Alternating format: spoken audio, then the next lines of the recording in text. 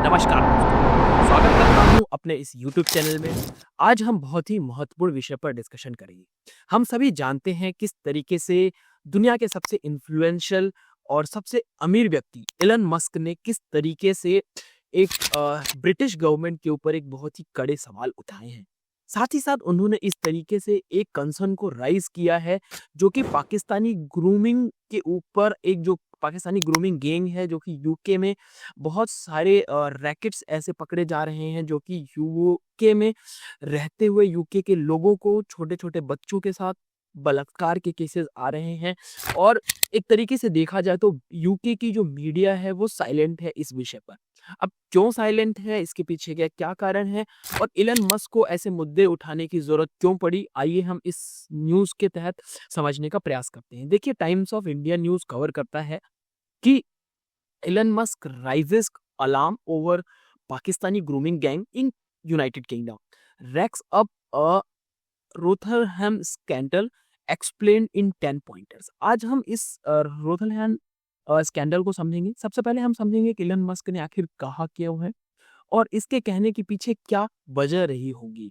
साथ ही साथ हम जानेंगे किस तरीके से यूके जो मीडिया है चीज़ों को हाइड करता है और जब भी बात आती है किसी पाकिस्तानी इश्यूज को रेज करने के लिए या फिर पाकिस्तानी क्रिमिनल्स का नाम लेने के लिए वो बहुत ज़्यादा हिचकिचाती है।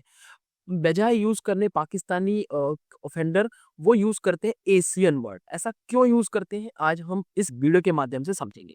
सबसे पहले हम देखते हैं कि Elon Musk Pakistani groom gang UK political flash point explain. अब देखिए क्या होता क्या है कि जो यूनाइटेड किंगडम है, यूनाइटेड किंगडम बेसिकली क्या करता है कि एक तरीके से जो पाकिस्तानी ओरिजिन के लोग होते हैं, जो इश्यूज़ क्रिएट करते हैं, जो यूके में रहते वहाँ के लोगों को परेशान कर रहे हैं और जो पाकिस्तानी ग्रूमिंग गैंग्स चल रहा है उसकी वजह से जिसमें 80% से ज़्यादा जो इन्वॉल्वमेंट है वो पाकिस्तानियों का है। लेकिन बजाय पाकिस्तानियों का नाम लेने के वो एशियन पीपल ऐसा नाम लेते हैं। इसके पीछे का क्या कारण है? इस हम ट्वीट के ज़रिए समझते हैं। देखिए सबसे पहले how the British government covered up Pakistani grooming gang. तो बेसिकली ब्रिटिश गवर्नमेंट किस तरीके से पाकिस्तानी ग्रूमिंग गेम को जो है कवर्ड अप करने की कोशिश कर रहा है इस गैंग को। देखिए US billionaire Elon Musk has sparked the controversy by calling out the UK government for failing act on grooming gang, which reportedly has exploited 1400 plus children over the period of 1997 to 2013. While the authorities dismiss the issues, अब authorities जो है ये सारे issues को dismiss क्यों कर रहे हैं? देखिए authorities के ऊपर सबसे बड़ी टेंशन ये है कि अगर वो इस तरीके की अगर खबरें बनाएंगे या फिर इन लोगों के खिलाफ एक्शन लेंगे या पाकिस्तानी लोगों के नाम लेंगे तो एक तरीके से कंट्रोवर्सी क्रिएट होगी रेसिज्म का। वो इन उलझनों में नहीं पड़ना चाहते और बजाय किसी पर्टिकुलर पाकिस्तानी का टारगेट करते हुए वो सीधा-सीधा नाम लेते हैं एशियन का। तो मस्क ने इस चीज़ को बहुत अच्छी तरीके से लेबल करते हुए बताया है कि जो मास क्राइम हो रहा है जिसमें कि अक्यूज्ड पीएम जो अभी के स्टैमर जो पीएम है उनको एक अक्यूज्ड बनाया गया है कि वो इस पर प्रॉपर एक्शन नहीं ले रहे हैं जिसकी वजह से वो एक अक्यूज्ड है। तो बेसिकली ये ग्रूमिंग गैंग है क्या?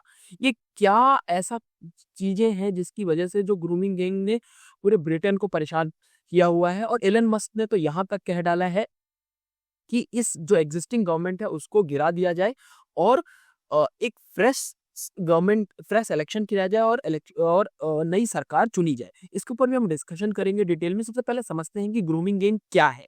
तो ग्रूमिंग गैंग बेसिकली एक large composed man of Pakistanis का एक गैंग है जो कि बेसिकली पाकिस्तानी डिसेंट्स के हैं जो वहाँ के पाकिस्तान से बिलोंग करते हैं और वो टारगेट करते हैं यंग गर्ल्स को across the cities like Rotherham, Rochdale and ये सारी सिटीज को वो कंप्लीटली टारगेट करते हैं और वो थ्रेटन करते हैं, विक्टिम बनाते हैं, मर्डर करते हैं और उनको समथिंग कुछ ड्रग्स देके, अल्कोहल देके इस तरीके से वो उनके साथ गैंग रेप करते हैं, उनको परेशान करते हैं और कोशिश करते हैं कि वो एक तरीके से उसको इस्लामीकरण का नाम देके उसको आगे कंटिन्यू करना चाहते हैं। तो बेसिकली जो इन्वेस्टिगेशन अभी तक रिवील किया गया है वो इस तरीके से है कि जो सिस्टम है वो कंप्लीटली फेलियर है with the multiple scandals showing the authorities ignored और यहाँ बताया जा रहा है कि अथॉरिटीज कंप्लीटली इस चीज को इग्नोर करता आ रहा है। In 2003 then prime minister Rishi Sunak in 2023, then Prime Minister Rishi Sunak launches a task force combat grooming gang. Yet public outrage continue over the। हालांकि जो 2023 में ऋषि सुनक जब प्राइम मिनिस्टर थे तब उन्होंने इसके ऊपर एक मैसिव तरीके से टास्क फोर्स लॉन्च किया था, जिसकी वजह से जो चीजें थी वो इस पे इन्वेस्टिगेशन स्टार्ट हुआ था। जैसे ही उनकी सरकार गई और वो इलेक्शन हार गए, जब नए प्राइम मिनिस्टर आए वहां पर कंप्लीटली उस चीज में फेल हो चुके हैं। सीधा मस्क ने बताया है कि has been particularly targeting the Keir Starmer with acquisition of mismanagement during this is tenure. अब वो स्टैमर को सीधा सीधा बताते हैं कि वो कंप्लीटली मिसमैनेजमेंट हुए हैं, इस चीज को बिल्कुल भी कंट्रोल नहीं कर पाए हैं। साथ ही साथ इलन मस्क ये बताते हैं कि ये बहुत ही जरूरी है कि अगर हम इस मुद्दे को अभी नहीं टारगेट करेंगे तो ये मुद्दा रह जाएगा। साथ ही साथ इलन मस्क का ये भी है, आप सभी जानते हैं कि इलन मस्क कितने पावरफुल पर्सन है। अगर इलन मस्क ये रोहतम स्कैंडल है, अगर इसको मुद्दा बना देते हैं, एक इंटरनेशनल इशू बनाते हैं, तो इस लक्ष्य अगर मान लीजिए कि अगर इसके चलते इलन मस्क ने किंग चार्ल्स को जिस तरीके से एक तरीके से बोला है कि एक री इलेक्शन कराया जाए, यहाँ पे री इलेक्शन होगा, ये उसने कामयाब हो जाते हैं, तो आप इस बात को समझ सकते हैं कि इलन मस्क अपने आप को कितना पावरफुल बना लेंगे इस कंप्लीट इशू में। हम सभी जानते हैं कि इलन मस्क का जो एक तरीके से पोटेंशियल है पूरे ग्लोबल पॉलिटिक्स में अपनी बात को रखने के लिए, वो बहुत ज्यादा इफेक्टिव होता है। हालांकि अभी तक ऐसा एक भी बार नहीं हुआ है कि इलन मस्क के कहने के अनुसार री इलेक्शन हो, बट डेफिनेटली उनकी बात इस तरीके से रखी जा रही है कि UK government criticised completely as a health secretary, और इसको इन्होंने कंप्लीटली बताया कि this government take the issue child sexual exploitation is a completely serious issue. अब यहाँ पर जिस तरीके से चार्ल्स को उन्होंने इन्वॉल्व किया है इस इशू में, ये देखा जा सकता है कि आने वाले समय में अगर अगर ये कामयाब होते हैं, तो अगर यूके में दोबारा इलेक्शन होता है तो एक बहुत बड़ा मुद्दा बन सकता है। हालांकि हम सभी जानते हैं कि यहाँ पर यूके जो है वो पाकिस्तानी जो नेशनलिस्ट के लोग हैं, पाकिस्तानी नेशन से बिलोंग करते हैं, उनका नाम इसलिए नहीं ले रहे हैं क्योंकि बहुत सारे रीजंस हैं। वहाँ की मीडिया जो एक तरीके से नहीं चाहती कि जब भी एशिया का नाम लिया जाए तो एशिया में पाकिस्तान का नाम आए। डेफिनेटली इनका पर्सनल क्या बेनिफिट हो सकता है, आप एक बार कमेंट करके बताइएगा। और साथ ही साथ हम ये भी समझेंगे किस तरीके से जो पाकिस्तानी ग्रूमिंग गैंग्स हैं वो यूके को, ना ही यूके को बल्कि पूरे विश्व भर के लोगों को कंप्लीटली एक्सप्लॉइटेशन की तरफ ले जा रहा है। और जो लोग हैं वहां से पाकिस्तानी लोगों से बहुत ज्यादा परेशान है, क्योंकि इसकी वजह से सिर्फ कुछ लोगों की वजह से जो है जो विश्व भर में रहने की जो चैन की बात है वो नहीं स्टैब्लिश हो पा रही है। यूके गवर्नमेंट कंप्लीटली इस तरीके से परेशान है। हालांकि वो एक्शन क्यों नहीं ले पा रहे हैं, इसके पीछे क्या रीजन है, आप कमेंट करके हमें बताइए। आने वाले समय में इसमें जो भी अपडेट होगा हम आपको बताएंगे।